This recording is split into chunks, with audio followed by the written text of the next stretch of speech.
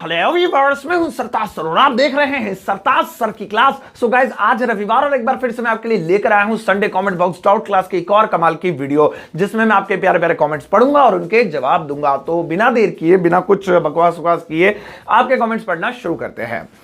तो भाई, पहला कमेंट किया है विवेक ने, लिख रहे हैं sir, I hail from Nepal, I have been following you since last year, would you mind sharing me that what does the propaganda mean. Okay, Vivek ने पूछा है, ये कह रहे हैं मैं नेपाल से हूं, आपको बहुत दिनों से फॉलो कर रहा हूं, शुक्रिया। और प्रोपेगेंडा का मतलब क्या होता है? प्रोपेगेंडा का हिंदी में मतलब होता है प्रचार प्रसार करना, यानी अपनी बात को दूसरों तक पहुंचाना, जनता तक पहुंचाना, अपने लक्ष्य को, अपने मकसद को जनता तक पहुंचाना, भले ही वो सत्य हो या असत्य हो, उसे प्रोपेगेंडा कहते हैं। अगला सवाल है मनोज का, बोल रहे सर, कबाब में हड्डी ऐसे कैसे कहेंगे? Please please please please please please please please sir, मेरे क्वेश्चन जरूर लेना। इतने तो लिखे नहीं जितने प्लीज मैंने बोल दिए। सर, कबाब में हड्डी को क्या कहते हैं इंग्लिश में, ये पूछ रहे हैं। देखिए, कबाब में हड्डी का मतलब होता है बीच में टांग अड़ाने वाला। हम मजे कर रहे थे और सामने वाले ने टांग अड़ा दी, यानी कि हमारे मजे को खराब कर दिया। तो अंग्रेजी में इसके लिए वर्ड है जॉय किल। जॉय किल का मतलब होता है कबाब में हड्डी। जॉय किलर का मतलब होता है कबाब में हड्डी डालने वाला। यूर अ जॉय किलर, आप एक कबाब में हड्डी हो, यानी कबाब में हड्डी डालने वाले हो। ये कहावत है कि इडियम में जिसे बोलते हैं। अननोन फिंगर्स ने कहा है, अगर तुम नमाज पढ़ते हो तो तुम्हें सवाब मिलेगा। में सवाब की इंग्लिश क्या होगी? अननोन फिंगर का क्वेश्चन है कि एक सेंटेंस है, अगर तुम नमाज पढ़ते हो तो तुम्हें सवाब मिलेगा। इस सेंटेंस में सवाब की इंग्लिश क्या होगी? देखिए, अननोन फिंगर्स ही, सवाब एक उर्दू वर्ड है और इसका पर्यायवाची होता है अज्र, और इसकी हिंदी होती है कर्म या अच्छे कर्म। इसको इंग्लिश में बोलेंगे डीड्स, DEEDS। डीड्स का मतलब होता है कर्म। ठीक है, तो आपको अच्छे कर्म मिलेंगे, अच्छी जो है इसका रिजल्ट मिलेगा। हिट मूवीज ने लिखा है, क्या लिखा है? Sir, tell me difference between pretty and beautiful. Pretty and beautiful में क्या फर्क है? तो ऐश्वर्या ब्यूटीफुल है एंड वो प्रिटी वुमेन कौन है? वो प्रिटी जिंटा नहीं, ऐसा नहीं है। देखिए, प्रिटी और ब्यूटीफुल दोनों ही सिमिलर वर्ड हैं, एक दूसरे की जगह आप यूज कर सकते हैं। खूबसूरत को प्रिटी बोलते हैं, खूबसूरत को ही ब्यूटीफुल बोलते हैं। लेकिन जब आपने मुझसे पूछा तो मैं तो गहराई में घुस के आपको बताऊंगा, तो फिर भी बता देता हूं। जिसमें बाहरी सुंदरता होती है उसे प्रिटी बोलते हैं, जो दिखने में बाय फेस खूबसूरत है या फिर बाहरी आकर्षण है उसे प्रिटी बोलते हैं। और जिसमें अंदरूनी और बाहरी दोनों तरह की खूबसूरती है उसे ब्यूटी से भरा हुआ यानी ब्यूटीफुल बोलते हैं।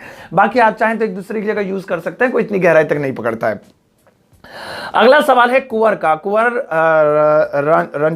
रांजराट सिंह।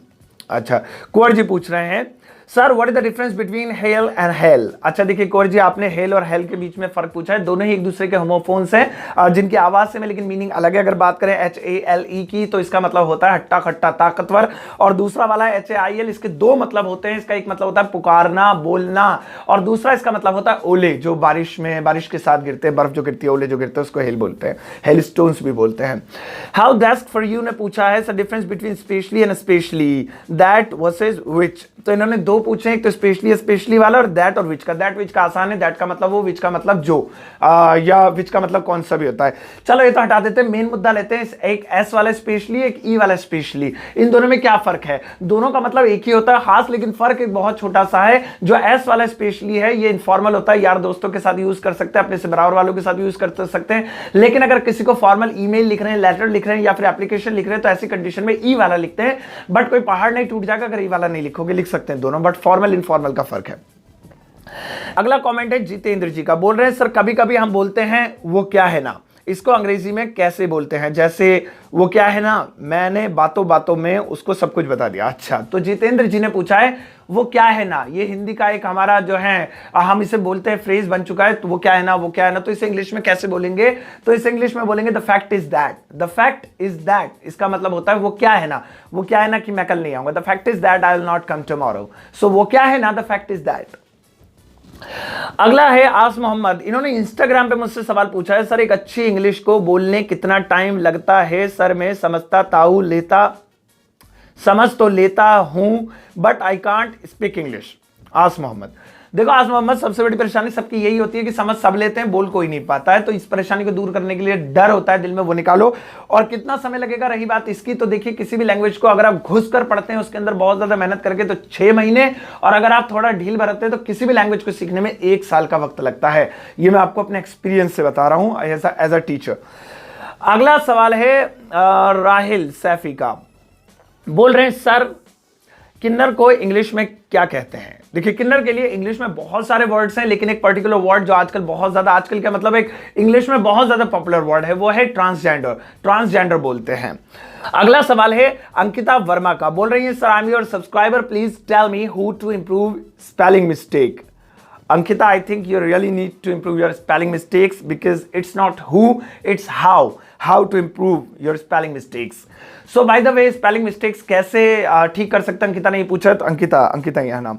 तो अंकिता जी, मैं आपको बता देता हूँ, स्पेलिंग मिस्टेक्स, फेसबुक पे सवाल पूछा इन्होंने। अपनी स्पेलिंग मिस्टेक्स ठीक करने का सबसे बढ़िया तरीका यही है। पहला स्टेप जो मैं आपको कहूंगा, लॉक लग गया, 1 मिनट में लॉक खोल लूँ इसका बे यार। हाँ, तो ये कह रही थी कि स्पेलिंग मिस्टेक कैसे दूर करते हैं। तो अंकिता जी, सबसे पहली चीज तो मैं आपको यही कहूंगा कि आप जो है, आप टाइपिंग करती हैं, जो कमेंट लिखती हैं, जो व्हाट्सएप पर चैटिंग करती हैं, उसको शॉर्ट में मत लिखा कीजिए। आपके कमेंट में ही आपने एम जो है वो शॉर्ट में लिख दिया, ए एम नहीं लिखा, प्लीज को शॉर्ट में लिख दिया, PLS लिख दिया, और बाकी की चीजें जो फुल में लिखी है शायद वो बहुत मेहनत करके आपने लिखी है, आपको आदत नहीं होगी। तो मैं यही कहूंगा आपसे कि पहली सीढ़ी यही है, बाद में बाकी की बात करेंगे कि आप अपनी चैटिंग में ढंग से, सही तरीके से पूरे वर्ड्स का यूज कीजिए। आई एम श्योर दैट कि आपकी स्पेलिंग मिस्टेक्स जो हैं वो सुधर जाएंगे। सो गाइस, ये होगा आज के कमेंट्स जो मैंने आपको पढ़ के सुनाए। आपने करे थे बहुत सारे कमेंट्स, इतने सारे कमेंट्स देखकर मुझे बहुत ज्यादा खुशी होती है। अगर मैं सारी जगह के कमेंट्स इकट्ठा करूं, इंस्टाग्राम के, फेसबुक पेज के, यूट्यूब के, ट्विटर के, और भी आपने अलग अलग जगह मुझे फॉलो कर रखा है, तो हजारों कमेंट्स बैठते हैं एक हफ्ते के। तो कभी का हमेशा इसे देखकर खुशी होती है, लेकिन दुख भी होता है। दुख इसलिए होता है कि यार क्या सोचते होंगे लोग कि हमारा कमेंट नहीं लिया, मेरा कमेंट नहीं पढ़ा। आप कभी अपने आप को मेरी जगह रखकर सोचना और ये सोचो, क्या एक वीडियो में पॉसिबल है कि सारे कमेंट्स के जवाब दे देना। सो मैं जानता हूं कि आप बहुत दिल से करते हैं और आप उम्मीद से वीडियो देखते हैं कि आपके कमेंट का जो है जवाब दिया जाएगा, उसे पढ़ा जाएगा, बट सब पॉसिबल नहीं हो पाता। और मैं फिर भी दिन रात लगा रहता हूं पूरे हफ्ते, फिर बाकी के कमेंट्स के जवाब देने के लिए। अगर कुछ छूट जाते तो I am really sorry for that. लेकिन आप कमेंट करना प्लीज मत छोड़िएगा। अब मैं आपके कमेंट्स हमेशा पढ़ता हूं, अगर मैं वीडियो में नहीं ले पाता हूं तो वैसे ही पढ़ता हूं। तो ठीक है, please keep supporting like that guys, I need your support. So thank you so much guys. ये था आज का रविवार, एंड आई एम श्योर घर पे आपके रविवार भी अच्छे बीत रहे होंगे। घर पर रहिए, सेफ रहिए, और आपको क्या क्या पूछना है वो हर शनिवार को आप मेरे कम्युनिटी सेक्शन में जाके पूछ सकते हैं। तब तक के लिए आराम कीजिए। कल आने वाली झकास सी वीडियोस को बहुत ज्यादा व्यूज मिलने चाहिए, क्योंकि उसमें आपको दी गई है गदर नॉलेज। चलो मिलता हूं फिर कल, टेक केयर, बाय बाय।